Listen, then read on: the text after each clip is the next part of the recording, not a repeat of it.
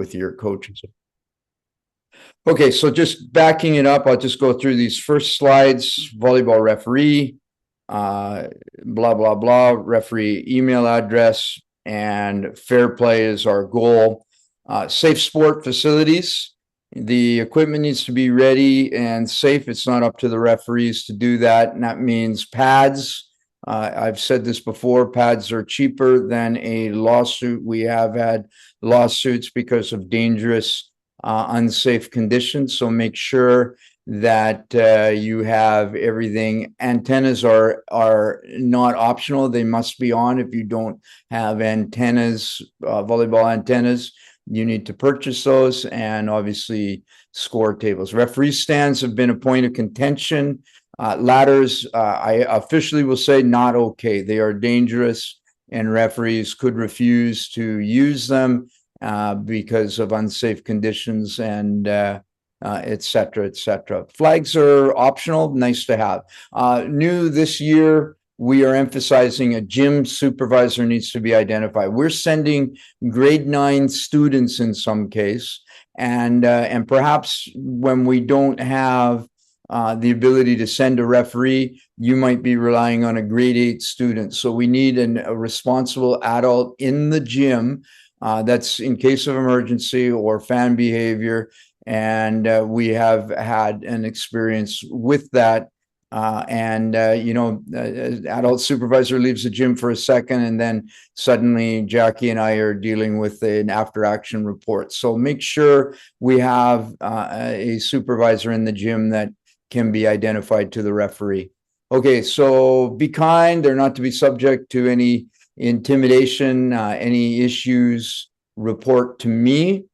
These are kids, particularly at middle school. So we are reminding coaches, we're not perfect, neither are the participants.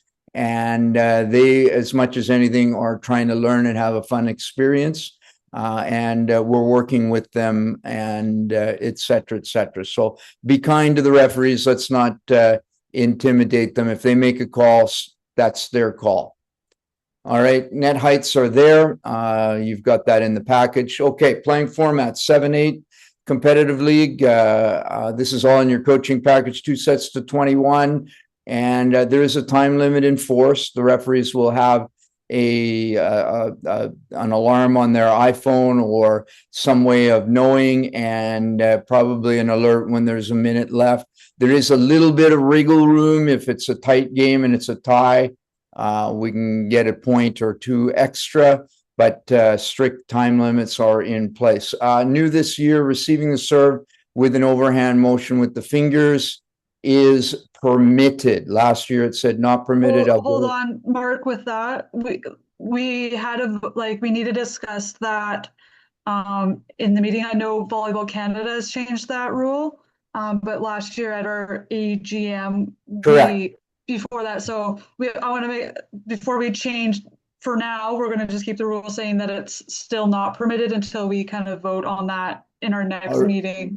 Okay, that's fine. I'm going to give you some ammo for that in the next meeting, because I hope that everybody as ADs will respect my advice on this one, and I'm going to give you the ammo on it because as the referee chair and somebody that has been doing this for 48 years now in the middle school, the triple ball must be played with a forearm pass. To the point that Jackie just made, here's the double contact rule, and you guys will have a meeting, and please support this motion. I do not want to hear that you went against my advice on this. I'm very strongly speaking on this because this needs to be changed.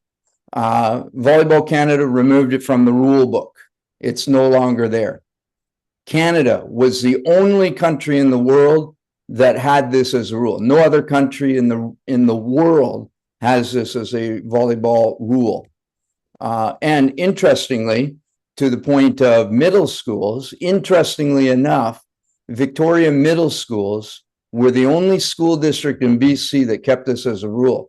Just for historical purposes, every other school district in BC had their ADs come together and make a motion to disobey the Volleyball Canada rule and allow players to receive the first contact with a double contact. So therefore, the referees will be instructed to follow Volleyball Canada rules and allow that. As I said, in a triple ball situation, receiving the toss must be with a forearm pass. So there's your ammo. You guys can vote on it, and I'm sure that there won't be any disagreement in that. Last year, several coaches worked on that to try and get that pass. I understand you went with status quo, but now that it's out of the Volleyball Canada rule book, this is the way that everybody in the world is going. So I don't want Victoria middle schools to be inconsistent with the rest of the world on this rule. All right, now triple ball formats. I think everybody's familiar on that. I will skip on. This is all in the package. The time slots are there. The warm-ups, we've gone over that before.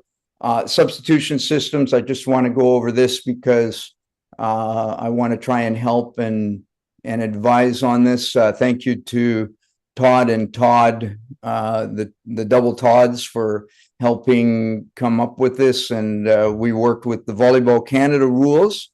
And so this is following close to the Volleyball Canada rules for grade 8s. And just background, it had to come in because Jackie, myself, other referees, and were getting a few concerns that some coaches were being a little bit competitive. And so this makes it fair for everybody. 12 teams or less. Subs are only permitted for injury or disciplinary action by a coach. That means you have 2 teams of 6 players. Set 1, you start with 6 players. No substitutions allowed, no full rotate allowed, and no subs unless there's an injury or a disciplinary action. Set 2, the lineup must include any player not in set 1. And I put a fair play note in there. This isn't in your coaching package, but the spirit of the rule is equal play for all players throughout the year. So I have had it brought to my attention that some teams were riding a very strong player and not allowing equal playing time. Or remember, the spirit of fair play is there. I will say referees are not the police, but we can be there to help educate you on any of the fair play rules. This one is with teams of 13 or more. You divide your roster into 2 teams. For example, 8 and 8 if you have 16. And what this avoids, this makes it fun for everybody. And I like the way you came up with this because trying to get 16 players going full rotate, you don't get everybody on the court. So this makes it fun, allows the teams to feel like they're in there. Set 1, 6 players, full rotate. Set 2, 6 players, full rotate, and you might have 1 or 2 players in there, and that's great. Now in grade 8 competition, because people are doing systems and people are subbing, and again, you can sub the players in at 12 points, and that's acceptable. So you have a team of 8, and you play 6 players, and then at 12 points, you sub 2 players in at that time. And that's fine. And again, fair play should ensure equal play for all players. As the season goes on, if you have questions, we will get to that. I'm going quickly. The final slide is clinics. We are not paying travel for referees going to Sooke or to North Saanich. And my one North Saanich referee just said he has had a medical condition and won't be able to referee. So we need referees in the North Saanich and Sooke district to consider attending a novice or level 1 clinic. And you're in luck. This Sunday and Monday, if you email referee@volleyballbc.org, for $25, you can become a novice referee. And if you go through the full clinic and become a level 1 referee, then you can actually get paid. And I encourage any adults, athletic directors, or keen high school students that you might know in your area particularly in Saanich and in Souk, to get involved and at this clinic. And that's it. Questions, and I am done. I will stop the recording, and